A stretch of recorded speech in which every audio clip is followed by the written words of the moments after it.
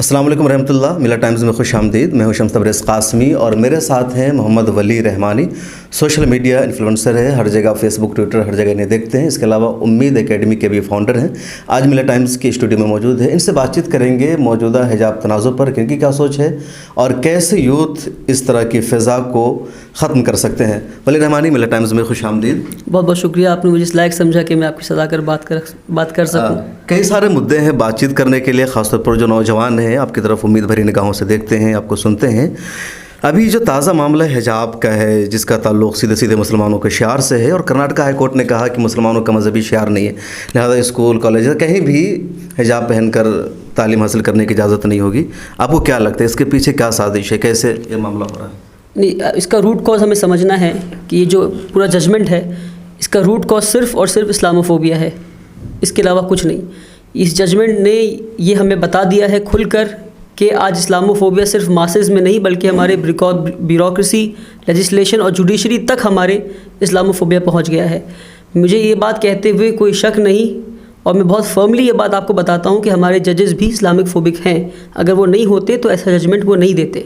दूसरी बात, जजेस ने जो अपने जजमेंट में ये बताया है और जो मेजर रीज़न उन्होंने दिया है कि क्यों हम स्कूल्स में और कॉलेजेस में हिजाब को बैन कर रहे हैं, वो इन्होंने बताया है कि क्योंकि ये इस्लाम का एसेंशियल प्रैक्टिस नहीं है। तो इसमें मेरा पहला जो रिजर्वेशन है वो ये है कि अगर हिजाब इस्लाम का एसेंशियल प्रैक्टिस नहीं है तो क्या वो हिंदुज़म का एसेंशियल प्रैक्टिस है? क्या वो बुद्धिज़्म का एसेंशियल प्रैक्टिस है? क्या वो जैनिज़्म का एसेंशियल प्रैक्टिस है? किसका एसेंशियल प्रैक्टिस है? इन्होंने पहले वर्डिक्ट दिया कि बियर्ड, दाढ़ी रखना इस्लाम का एसेंशियल प्रैक्टिस नहीं है। फिर कहा कि मस्जिद इस्लाम का एसेंशियल हिस्सा नहीं है, मस्जिद में नमाज़ पढ़ना इस्लाम का एसेंशियल प्रैक्टिस नहीं है। अब कह रहे हैं हिजाब पहनना इस्लाम का एसेंशियल प्रैक्टिस नहीं है। तो एक एक करके आप समझें ये सीढ़ी चल रहे हैं यूनिफॉर्म सिविल कोड की तरफ, जहाँ ये हर चीज़ को कहेंगे। इससे पहले भी जैसे कि आपने फैसलों की मिसाल दी, क्या ऐसा तो नहीं कि जो हमारे लॉयर्स होते हैं वो अदालतों में समझाने में नाकाम होते हैं कि उनको कैसे समझाए कि एसेंशियल प्रैक्टिस क्या है? क्योंकि जजेस जब ये बात की जाती है तो पैमाना नापते हैं कि अगर ये एसेंशियल है, ज़रूरी है, तो सारे मुसलमान क्यों नहीं करते हैं। और यहीं से वो कहते हैं कि जब सारे मुसलमान इसको फॉलो नहीं करते हैं तो इसका मतलब लाजमी नहीं है, इसके बगैर भी एक मुसलमान हो सकता है। नहीं, बहुत आपने सही वाज़ेह बात कहा आपने कि हमारे पास लॉयर्स तो बहुत अच्छे नहीं हमारे कम्युनिटी में, इसलिए हमारे मेजर जो भी ट्रिपल तलाक का केस देखें, बाबरी मस्जिद का केस देखें और अब हिजाब का केस देखें, हमारे नॉन मुस्लिम लॉयर्स मेजरली जो हमारे हैं वो केस लड़ रहे थे और जिन्हें दीन का बहुत ज़्यादा समझ नहीं है उसके बावजूद उलेमा और जो भी पेटिशनर्स होते हैं उन्हें समझाने की कोशिश करते हैं। तो एक बात तो ये है कि ये हकीकी बात है कि ये जब हम लड़ाई रिलीजियस और रिलीजन के लिए और रिलीजियस राइट्स के लिए लड़ रहे हैं, जो एक मुसलमान अच्छा वकील सामने रख सकता था वो एक नॉन मुस्लिम वकील नहीं रख सकता। मगर दुख की बात यह है कि हमारे पास अच्छे वकील नहीं हैं।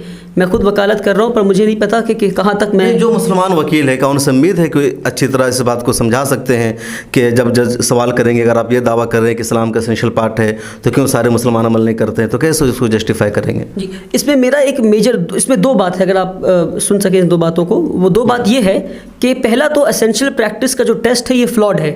1954 में शुरूर मठ का एक केस आया 1954 में, जिसमें एसेंशियल प्रैक्टिस के टेस्ट को सामने लाया गया।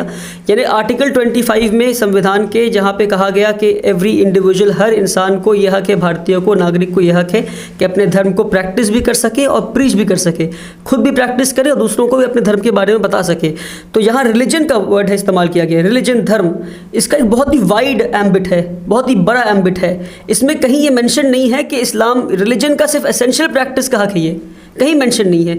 ये जजेस ने 1954 में अपने इंटरप्रिटेशंस की और कहे कि नहीं, सिर्फ एसेंशियल प्रैक्टिस की बात ही की जा रही है। तो ये आइडिया जो है ये फ्लॉड है और ये आइडिया वैसा है कि कल को जजेस सुप्रीम कोर्ट में अगर ये जजमेंट पास कर दे और कहें कि आपके ज़िंदा रहने के लिए मुसलमान होना ज़रूरी नहीं है, आपका ज़िंदा रहने के लिए मुसलमान होना एसेंशियल नहीं है, तो क्या आप मुसलमान होना बंद कर देंगे?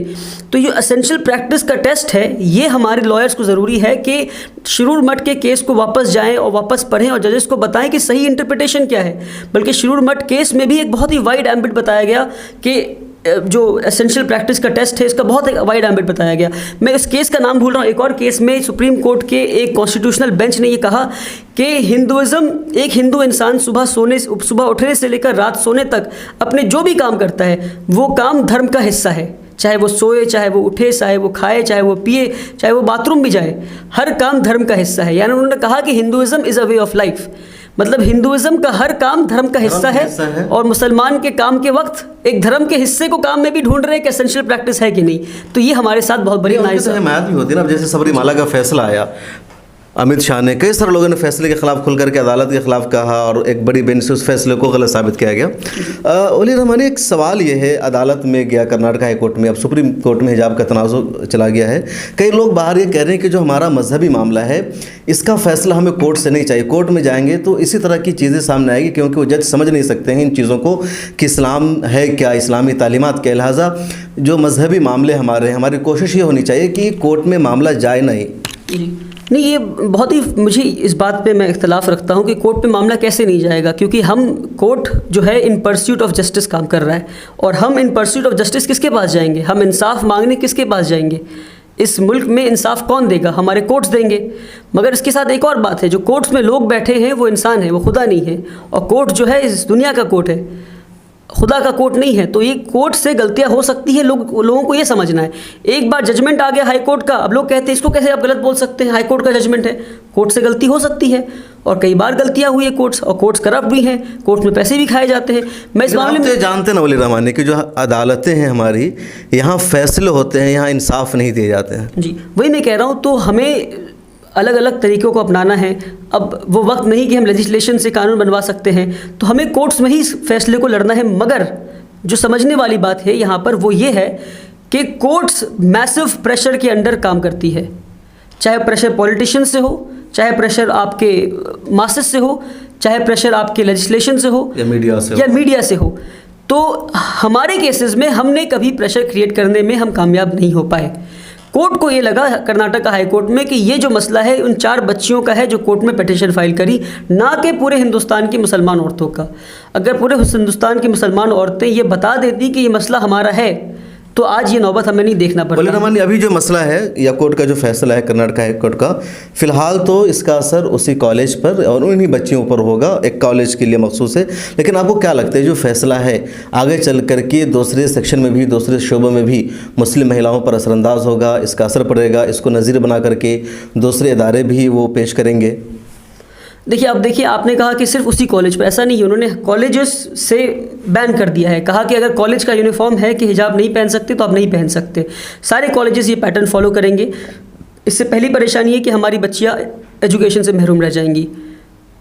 सुप्रीम कोर्ट ने ये कहा कि हम अर्जेंट हियरिंग नहीं कर सकते।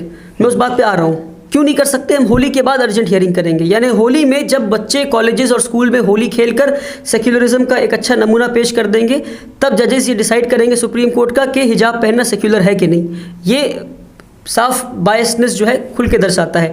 दूसरी बात ये कि जब आप देखें, जब उस वक्त हमें एंटरिम, जब वो ऑर्डर आया और कहा गया कि आप जो है, जब तक ऑर्डर ना आ जाए हाई कोर्ट का, आप जो हिजाब पहन के नहीं जा सकते, तब टीचर्स तक से हिजाब उतरवाया गया। अब आप बताएं, जब ऐसे जजमेंट्स आते हैं, मासेस जिनको जुडिशरी के बारे में, कानून के बारे में कोई खबर नहीं, उन्हें लग रहा है कि ये जजमेंट सभी के लिए आया है। जो नॉन मुस्लिम मासेस हैं उनको लग रहा है कि उनको नहीं पता कि सिर्फ कॉलेजेस में बैन हुआ है। तो जब वो बसेस में ट्रैवल करेंगे, वो लेमैन और आम इंसान, उसे लगेगा कि कल तो जजमेंट आया कि हिजाब नहीं पहन सकते। उसे नहीं पता कि कॉलेज में हिजाब बैन हुआ है। उसे लगेगा कि कल तो हिजाब नहीं पहन सकते, फिर हिजाब वाली औरतों को नफरत की नज़र से देखेगा। हिजाब बैन हो गया, फिर भी हिजाब पहन रही है। तो ये इस्लामोफोबिया को बढ़ावा दिया हमारे कोर्ट ने, और ये मुझे डर है कि हमारी हिजाबी औरतों पे कभी ना कभी, बहुत जल्द आप देखेंगे, मैं दुआ करता हूँ ऐसा ना हो, उन पे वायलेंस होना शुरू होगा, उनको नीची नज़र से देखा जाएगा। और इसका जिम्मेदार सिर्फ आज राइट विंग संघी और कोर्ट्स नहीं है, बल्कि इसकी शुरुआत आज़ादी के बाद से ही हमारे लेफ्टिस्ट लिबरल्स ने और लेफ्टिस्ट और लिबरल मुसलमानों ने शुरू कर दिया। संघी तो जो इस्लामोफोबिया की जो बिरयानी है, इसको पकाया हमारे लेफ्टिस्ट लिबरल्स ने। लेफ्टिस्ट और मैं तो उसी का, कई मर्दों संघी तो पर्दा की बात भी करते हैं, जिन्स वाली लड़कियों के खिलाफ संघी लोग बोलते हैं, भले इन्होंने इसको मुद्दा बना लिया, लेकिन जो लिबरल है या लेफ्टिस्ट है उनको तो सीधे सीधे हिजाब से जी। तो वही मैं कह रहा हूँ, जो बिरयानी है ना, ये लेफ्टिस्ट लिबरल ने पकाया, और इतने सालों से NDTV पर और जितने भी चैनल है जो आज हमारे हिमायत में बात करते हैं, उन पर हिजाब पे डिबेट चलता रहा, हिजाब क्यों, हिजाब क्यों, हिजाब क्यों, और हम तरक्की नहीं होती है, और ये इस्लामोफोबिया की बिरयानी तैयार हो गई। संघी क्या कर रहे हैं, उस बिरयानी को खा रहे हैं और मज़े ले रहे हैं बस। तो इसमें हमें दोनों की जिम्मेदार है। और एक बहुत अहम हिस्सा मैं आपको समझाना चाहूँगा कि हमें अब डिफेंसिव मोड से बाहर आकर ऑफेंसिव मोड में आना होगा। अगर हमसे कोई सवाल पूछता है कि आप हिजाब क्यों पहनते हैं, तो हमें जवाब नहीं देना कि गीता में भी लिखा है और बाइबल में भी लिखा है और हिजाब का ये रीज़न है और ये रीज़न है, हिजाब ऐसा हिजाब वैसा, हमें जवाब सिर्फ ये देना है कि आपका सवाल गलत है। हमने आपसे नहीं पूछा कि आप कपड़े क्यों पहनते, तो आपने मुझसे क्यों पूछा कि मैं हिजाब क्यों पहनती या मैं हिजाब, हमारी बच्चियाँ हिजाब क्यों पहनती। आपने अपने दुपट्टे को अपने जिस्म पे रखा तो हमने सवाल नहीं पूछा कि आपने दुपट्टे को जिस्म पे क्यों रखा, हमने उसी दुपट्टे को उठा के सर पे रख लिया। तो आपको यह हक किसने दिया कि आप सवाल करें कि आपने दुपट्टे को सर पे क्यों रखा, उसे कहते हैं हिजाब। तो आपका सवाल गलत है। हमें डिफेंसिव से अब ऑफेंसिव मोड में आना होगा, हमें सीखना होगा ये। वली रहमान, एक आखिरी सवाल, आप सोशल मीडिया इन्फ्लुएंसर है, आपको क्या लगता है मौजूदा माहौल में मुस्लिम नौजवानों को, आम मुसलमानों को अपने हुकूक़ के लिए या इनके जो राइट्स दबाए जा रहे हैं उसके लिए क्या करने की ज़रूरत है? सड़कों पर आना चाहिए, एहतजाज करना चाहिए जैसे कर्नाटका ने एक हड़ताल का रास्ता अपनाया, या फिर अदालतों पर मुकम्मल तौर पर इन्हिसार करके छोड़ देना चाहिए? इसके 3 स्टेप्स है। एक तो ये कि मुसलमान लीगल अवेयरनेस और लीगल नॉलेज अपनी एक्वायर करने की कोशिश करें।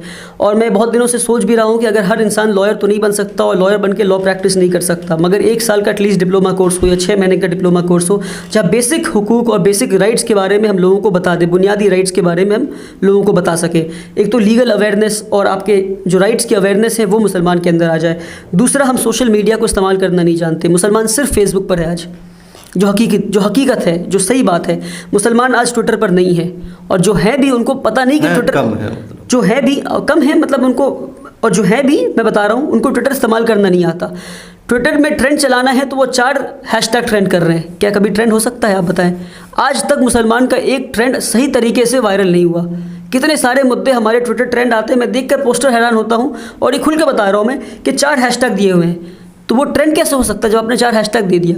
तो हमें सोशल मीडिया अवेयरनेस भी लोगों में लाना है कि सोशल मीडिया का सही इस्तेमाल कैसे किया जाए, और सोशल मीडिया पे सही तरीके से अपने तथ्यों को, अपने फैक्ट्स को, अपने ओपिनियंस को रखा किस तरह जाए।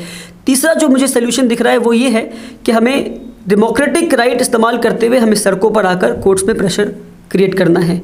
फार्मर मूवमेंट, एनआरसी मूवमेंट, हर मूवमेंट हमने देखा बिना सड़कों की लड़ाई कामयाब नहीं है। सड़कों पर उतरना है, अपने डेमोक्रेटिक राइट्स को इस्तेमाल करना है।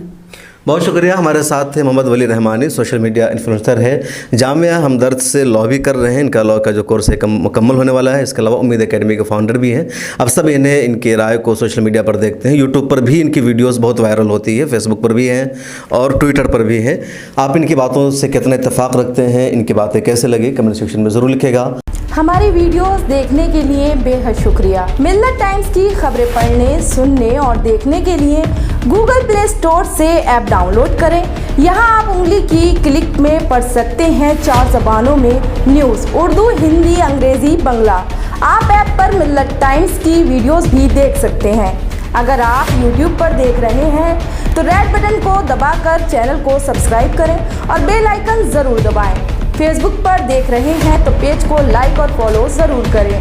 ट्विटर और इंस्टाग्राम पर भी मिल्लत टाइम्स को फॉलो करें। मिल्लत टाइम्स की स्टोरीज हासिल करने के लिए टेलीग्राम और व्हाट्सएप पर बराह रास्त हमारे साथ जुड़ सकते हैं। हमारे काम से आप मुतमईन हैं तो इसे जारी रखने और मजबूत बनाने के लिए हमें सपोर्ट करें। स्क्रीन पर दिख रहे और डिस्क्रिप्शन में दिए गए अकाउंट नंबर पर मिल्लत टाइम्स को अपनी रकम भेज सकते हैं। अगर आपके इलाके का कोई मामला है, आपकी मसाइल को मीडिया में जगह नहीं दी जा रही है, तो हमें ईमेल करें या व्हाट्सएप पर मैसेज करें। हम उठाएंगे आपकी आवाज़। मिल्लत टाइम्स मतलब मजलूमों की आवाज़, नफरत के खिलाफ जंग, फर्जी खबरों से निजात। www.millattimes.com